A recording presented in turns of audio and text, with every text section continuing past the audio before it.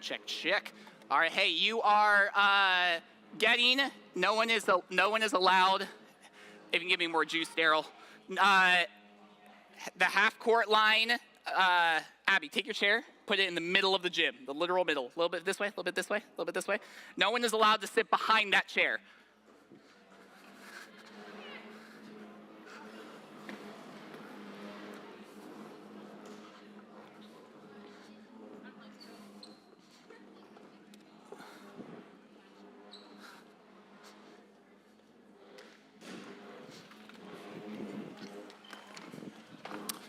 All righty, all righty.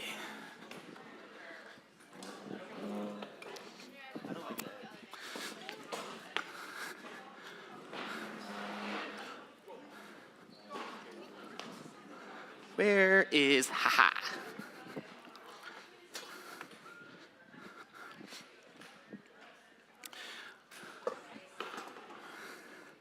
Just have to be different, huh? Just.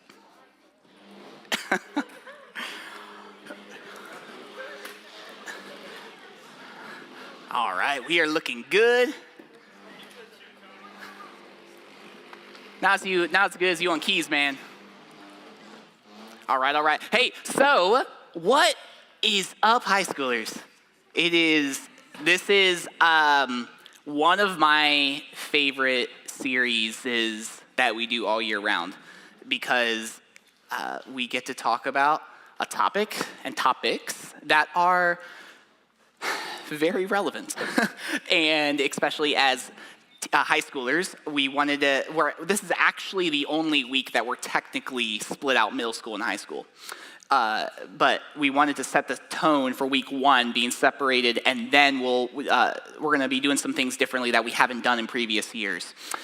For those of you who've been with us for a period of time, I'm curious, how many years have you been at Gateway if we do this every February or March or April, put up your fingers of how many years you've been through like a sex dating series at GSM, just so I can have a kind of a gauge here. If this is 0, then put up a fist or whatever, but where were you at?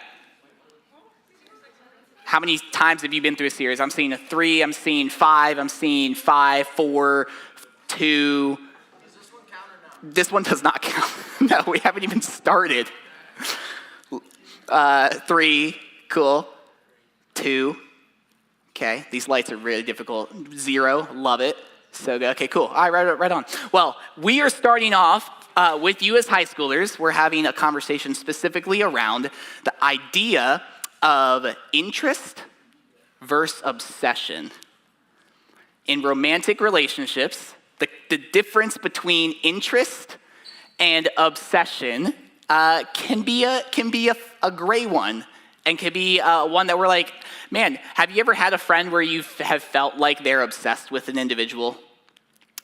Have you ever been that person?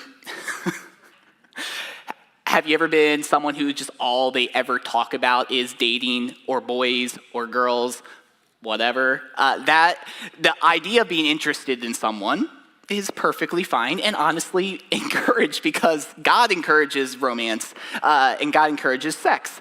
It's just a matter of how it is pursued and conveyed. So here's kind of a couple of starters for us that we're going to engage in our time together. At what point does being interested in something or someone cross the line into obsession? When in the world does there's this arbitrary imaginary line, and we're actually going to create a real line here in just a moment, but there's this line of interest to obsession. Where in the world does that line cross over? And then when it comes to the topic of dating and romance, how close have you been to that line? And I'm going to need your help. Everyone stand up.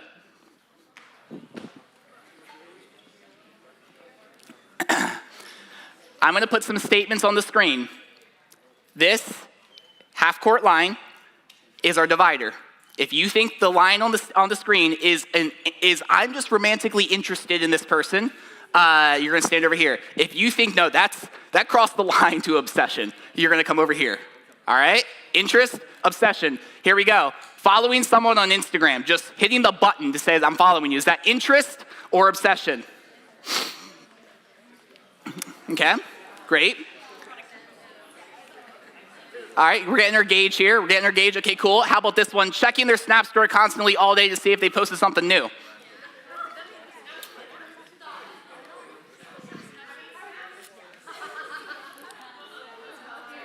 Okay, all right.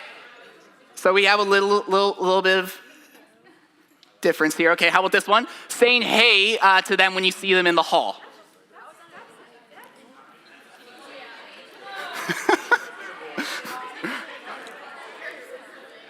All right, how about this one?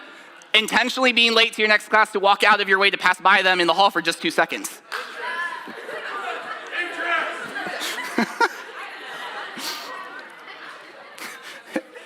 Ashton, you can't be in the center. Here we go.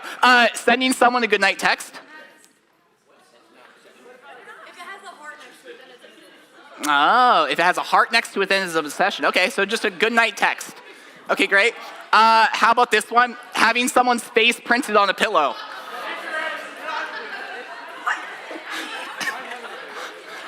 Okay, this section right here, I am very concerned. It's an obsession, but I don't feel like it. Well, clearly you're conveying a very different message to your peers that this is okay. This is just interest.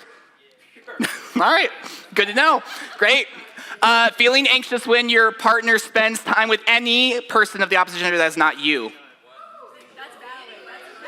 There's nothing wrong with that. That's obsession. Okay.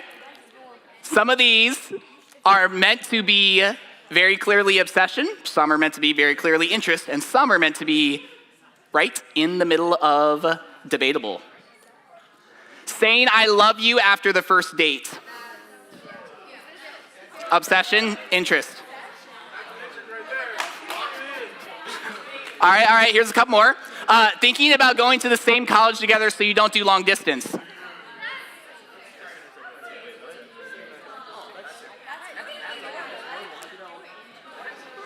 Okay, all right, so we have obsession, we have interest. Okay, cool, great, got it. Keeping tabs on on where your partner is throughout the day via Snapchat, texting, Find My, etc. Stalking their location. Interest, obsession. Texting your partner again if they don't respond within 10 minutes. Obsession, interest.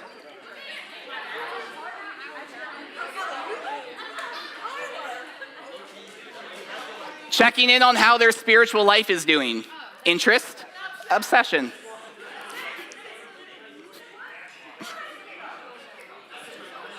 This is interesting.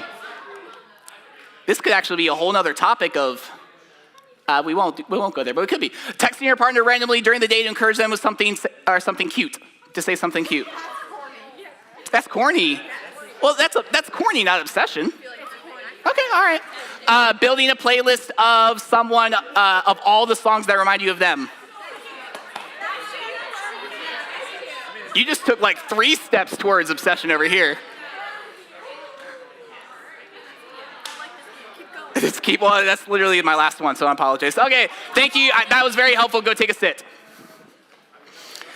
That was helpful to get a gauge of where the room is at, because again, like I said, some are clearly obsession, even though this crew over here would not move over with the pillow. This is a little concerning. That is not game. That is creeper. But whatever floats your boat. Interest, obsession.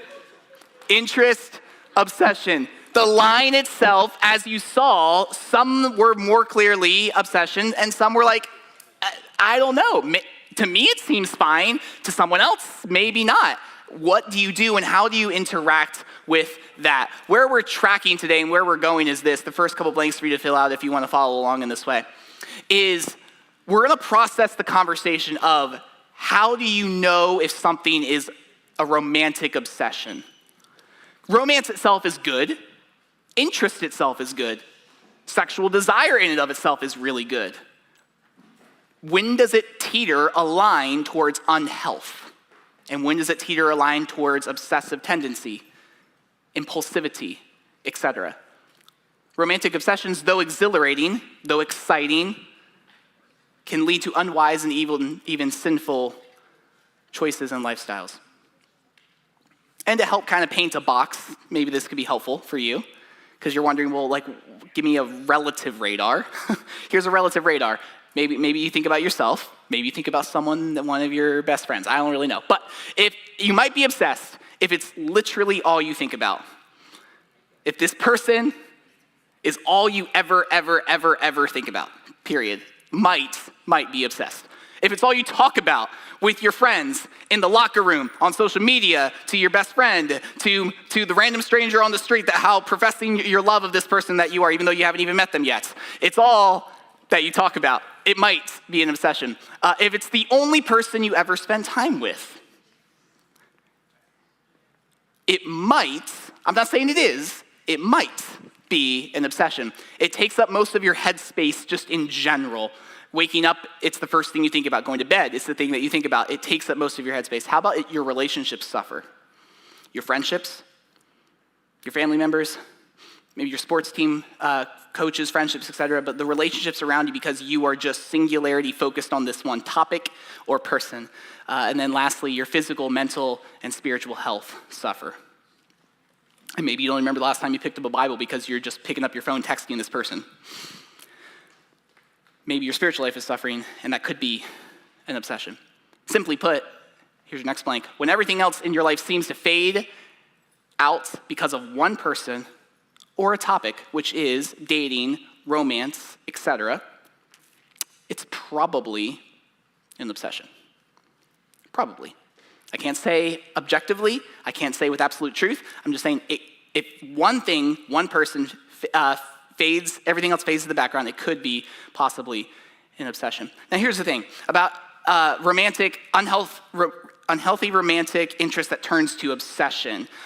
It's something that can be built over a period of time, or it can be built in an instant. You know, how exactly does that work?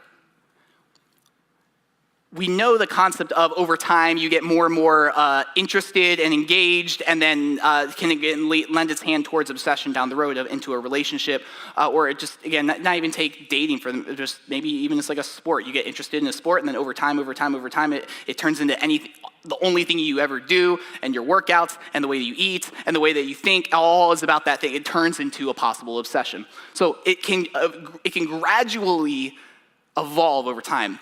But kind of where I want to park for a minute, for a few, is around this idea of how it can start in an instant.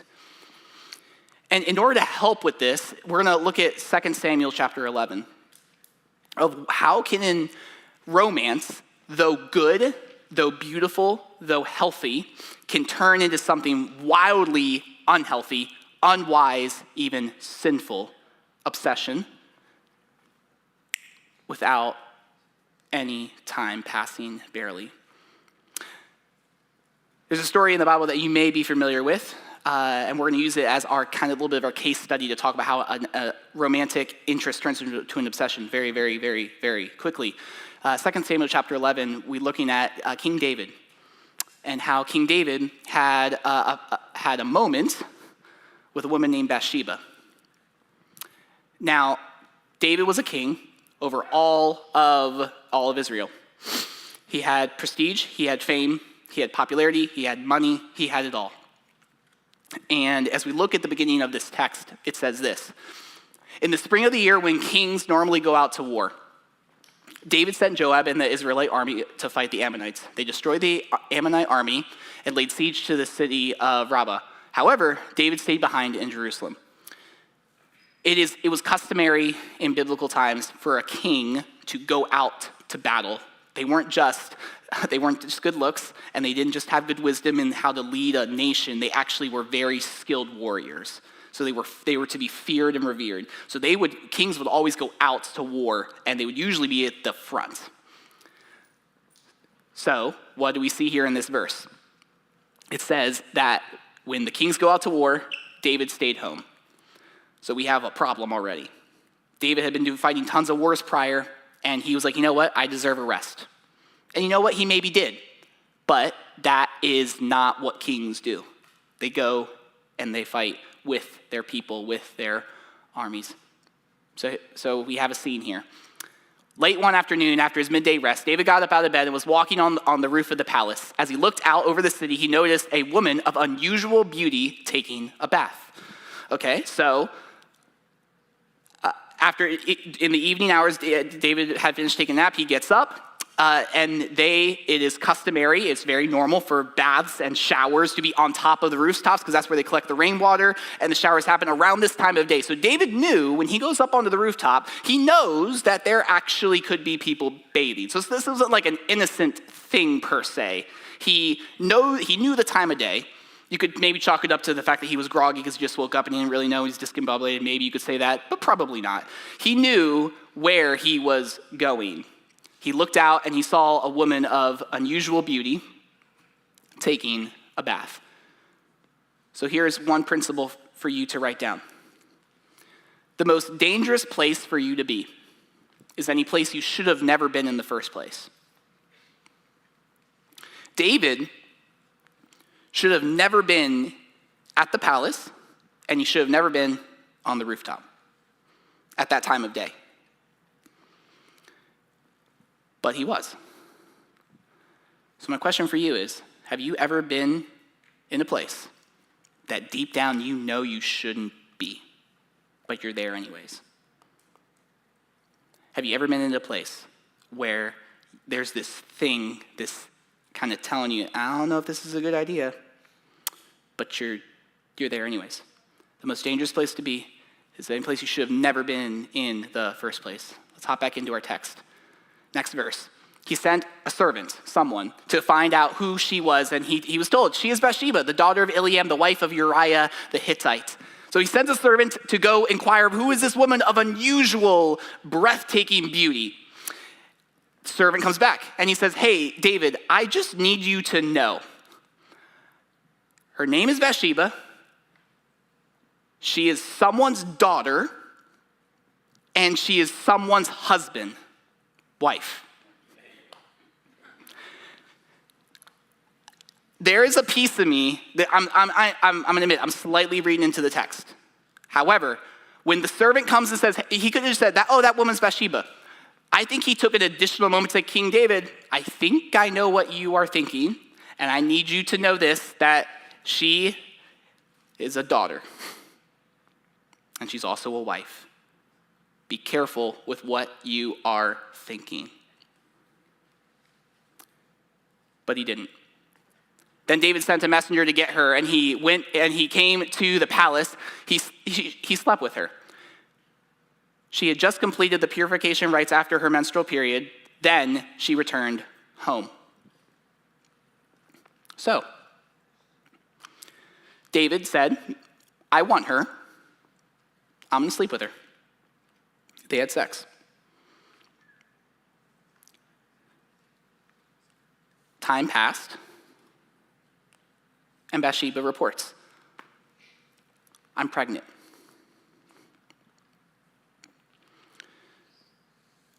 So it's not just that David was in a place that he knew he shouldn't have been, where he shouldn't have been. He also was with a person that he knew he shouldn't have been with.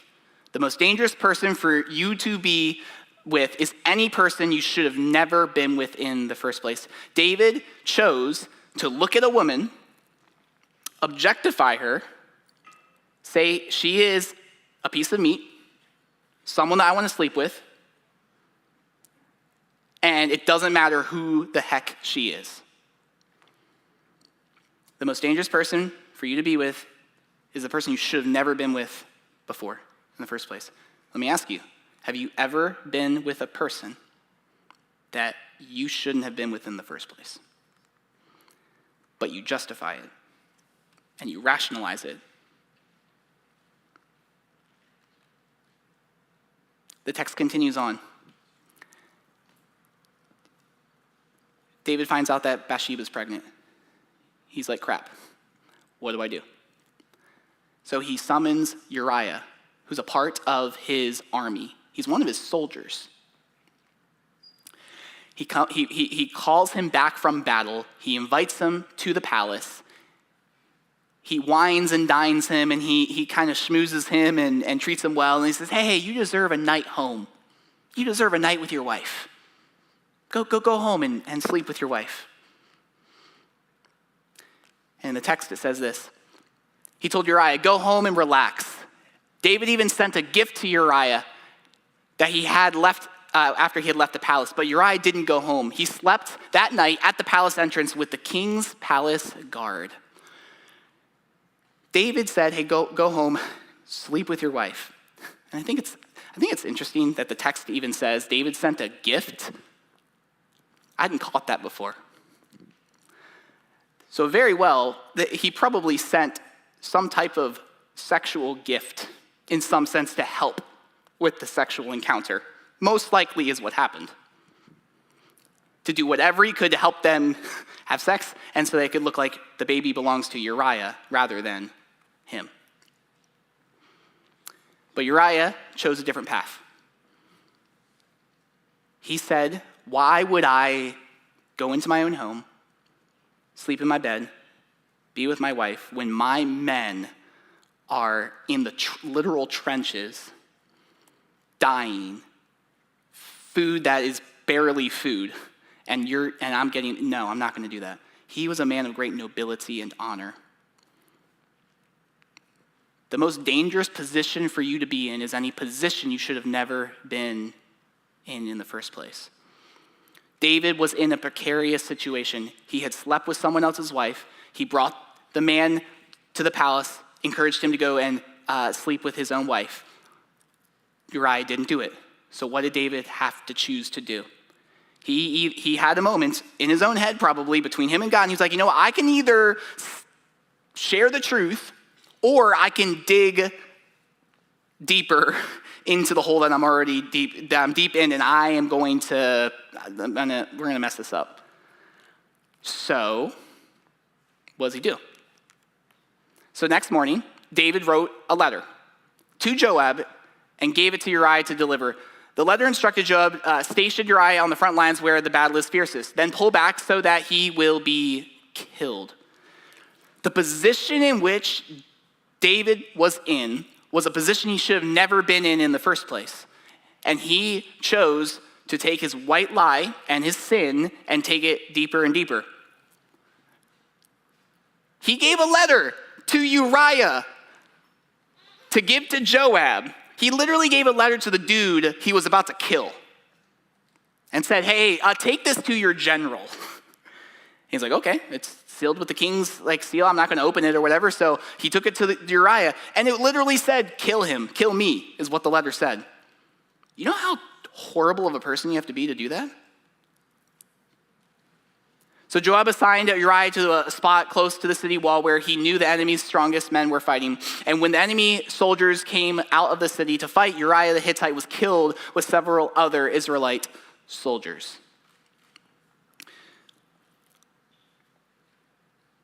And here we have our scene, where a moment of romance, we won't even really call it romance, turned into an obsession more quickly than David would care to admit. And when we are in these moments, now I'm hoping and I'm praying that no one in this room will ever be in a situation, ever, that you sleep with another person's spouse.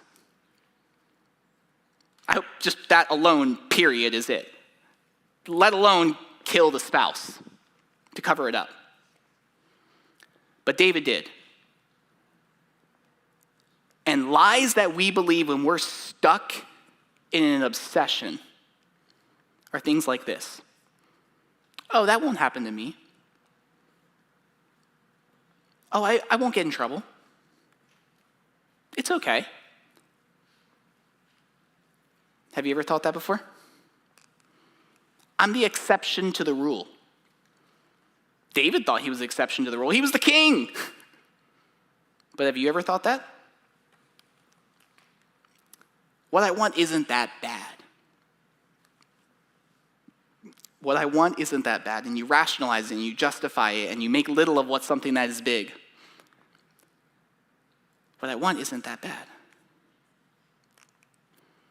can deal with whatever happens as a result.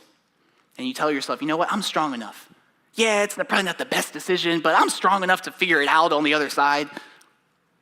I can deal with whatever happens as a result. Maybe you're in a relationship and it might not be the best relationship to be in, and people are telling you it should be cut off, or you think you should, but maybe the lie you're saying is, but I love them. But I love them. And maybe it's true. Maybe you do love them. But is it an unhealthy obsessional love? What about, they will break up with me if I don't do that sexual favor, if I don't lie to my parents like they are asking me to do. And we get stuck in an obsession because I'm fearful of what's going to happen if they break up with me. Or how about even this one? I will never meet someone like this again. I will never meet someone like this again in my entire life. I cannot lose them. Is there a chance that maybe you should have never met them to begin with? Maybe.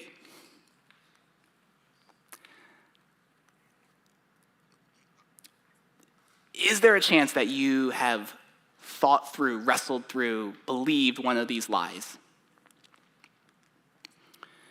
And how do we interact with these, knowing that, yes, romance is good, sex is good, God in his holiness and in his love for us allowed us to have sexual pleasure in the confines of marriage, and then in the romance. And dating isn't even a real biblical concept. We have it and it's fine, it's normal, it's good. But what do we do with this gray area of, I like someone, I maybe love someone, I'm with someone, I'm not, I want to get married. What do you do, and how does it not teeter towards a romantic obsession?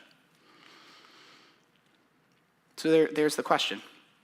Ephesians 5 says this, be careful then how you live, not as unwise, but as wise, making the most of every opportunity because the days are evil.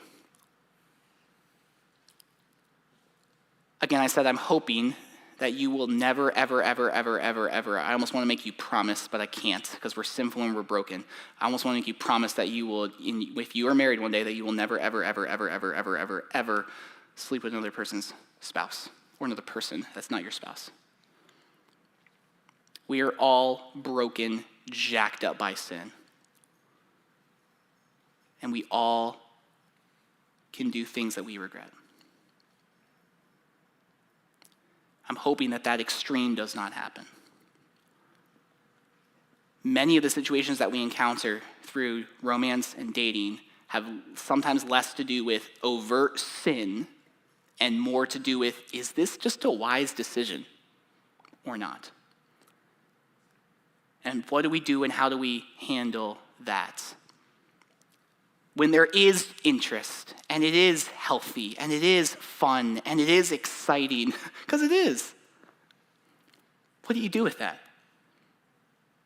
And how do you do it well and to the glory of God and within your discipleship to Jesus and knowing, hoping, and praying that you're with someone that you're pursuing someone that loves Jesus as well? How are you doing that together and loving Jesus together and loving each other well? How do you do that?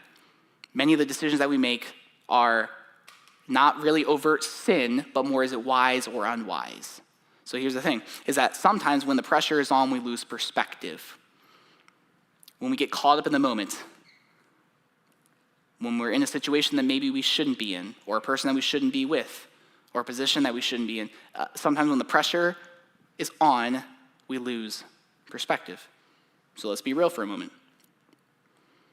Sometimes we think with our sex organs rather than our brains.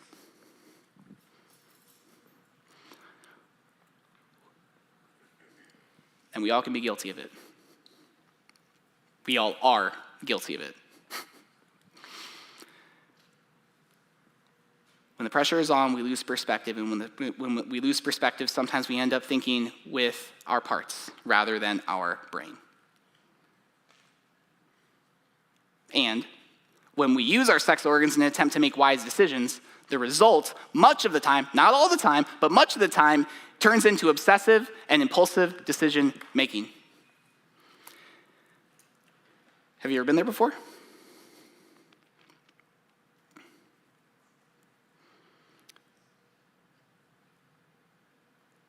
And if I could, I'm not going to get too awkward, but like we're not just talking sex.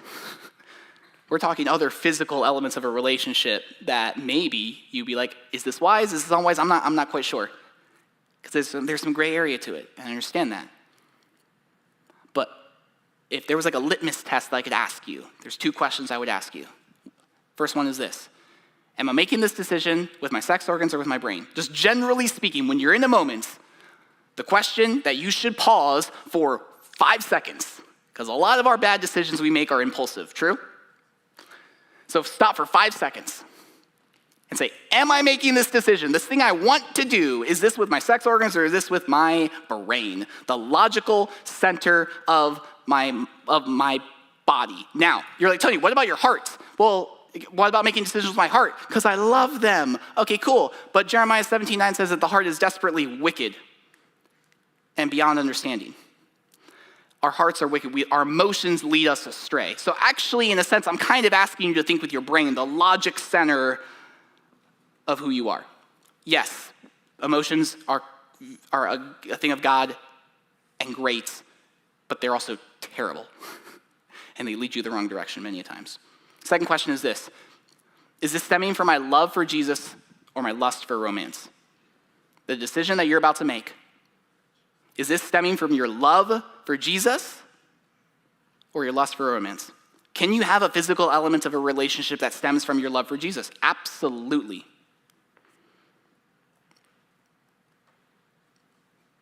But how often does it actually go towards lust?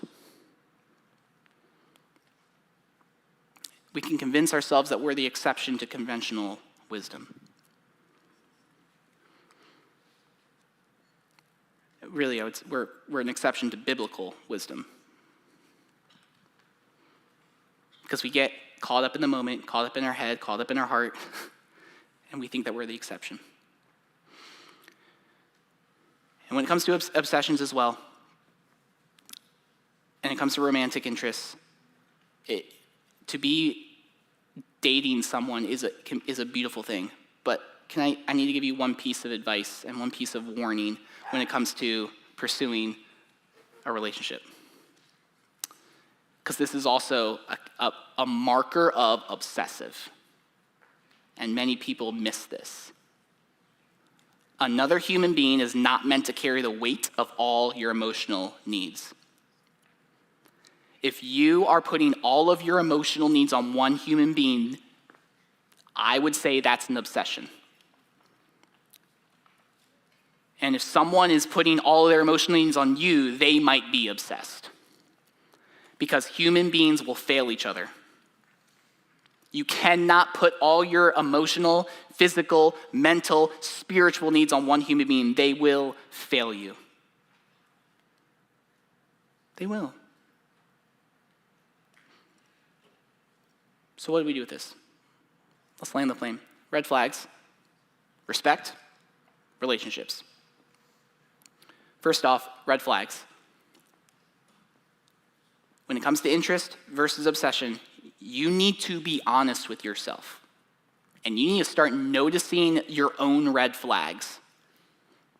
You need to be willing to notice, observe, and own, hey, if I'm not in a healthy place, I can go towards this type of obsession. Hey, when I am not thinking rationally, I can go and do something I should. Like, own what is your red flag. Secondly, respect. You need to be willing to set a new standard for sexual integrity and creating boundaries. Do you have, I would be so curious to ask this question to every single person in this room. If I said to you, do you have a healthy level of respect for yourself? I'm so curious in how you would answer that question. Because so often, people don't.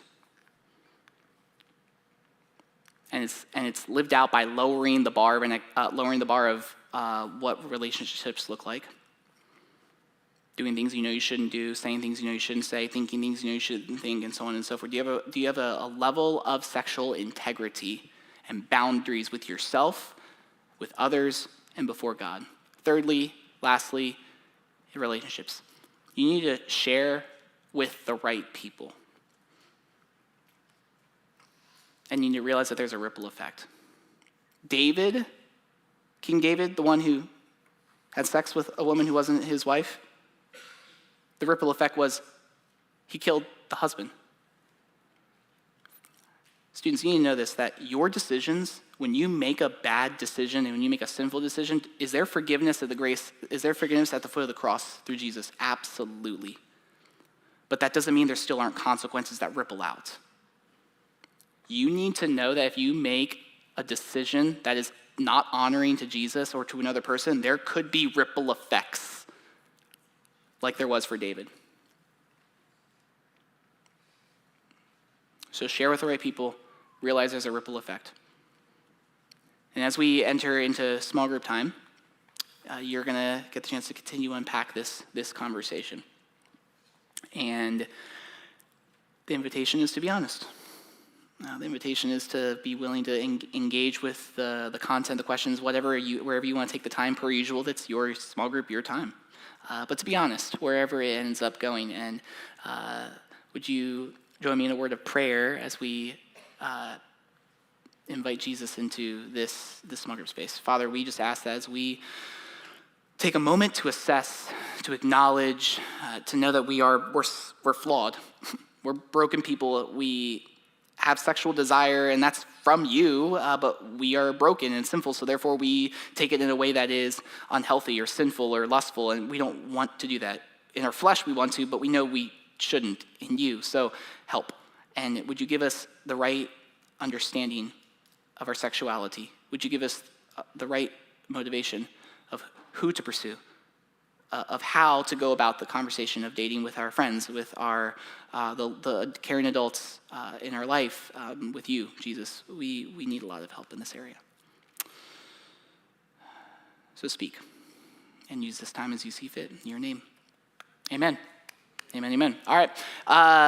Assuming that what we're going to do is I failed to note where the small groups were happening for the middle school. So there's a group that usually meets in here for middle school. So 11th, 12th grade guys, you can head into the prayer room.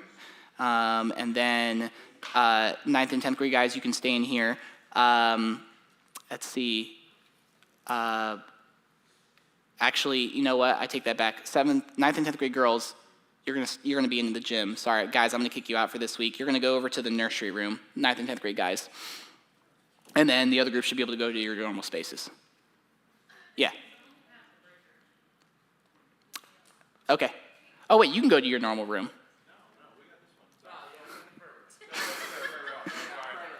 Okay, break. Go.